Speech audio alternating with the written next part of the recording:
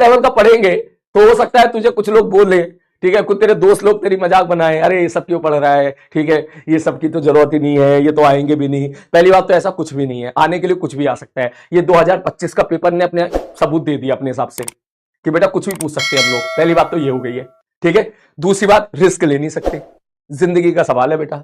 बड़ी मुश्किल से 1 साल का ड्रॉप लिया है, ठीक है। मैं समझ सकता हूं इस पेन को, कितना मुश्किल होता होगा आप लोगों के लिए उस मोमेंट पर यह सोचना कि चलो यार 1 साल और देते हैं।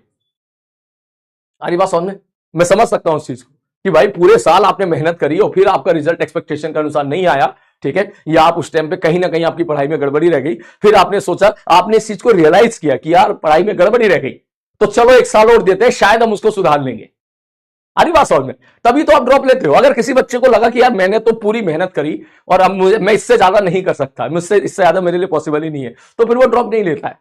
फिर वो सोचता है चलो लाइफ में आगे बढ़ते हैं, ठीक है। लेकिन अगर आपको एहसास हो जाता है कि हाँ यार ये कहीं ना कहीं गलती रह गई है यार, इस प्रकार के पेपर के हिसाब से हमने प्रिपरेशन नहीं की थी, ठीक है, तो चलो लाइफ में एक मौका और दिया जाए, तो ये कोई आसान बात थोड़ी ना होती है बेटा, ठीक है। ये मैं समझ सकता हूँ, इट्स वेरी पेनफुल कि रातों तक, कम से कम 1-2 महीने तक तो रातों में नींदें आती हैं, सॉरी नींदों में सपने आते हैं बड़े खराब खराब, ठीक है, कि आप ड्रॉप लेकर ले रहे हो, ठीक है। तो ये सारी चीजें फेस करने के बाद अगर आपने 1 साल और ड्रॉप लिया है, तो मैं तो यही बोलूंगा कि आई थिंक आप फिर कोई भी रिस्क नहीं लोगे, किसी भी चीज का रिस्क नहीं लोगे। 2025 जैसा पेपर 2026 में आए या ना आए ये बात की बात है, लेकिन हम तो भैया तैयार होकर जाएंगे कि पेपर अगर 2026 में 25 जैसा आया या उससे भी टफ आया तो भी हम उसको फोड़ के आएंगे, और अगर आसान आया तो भी हम उसको फोड़ के आएंगे।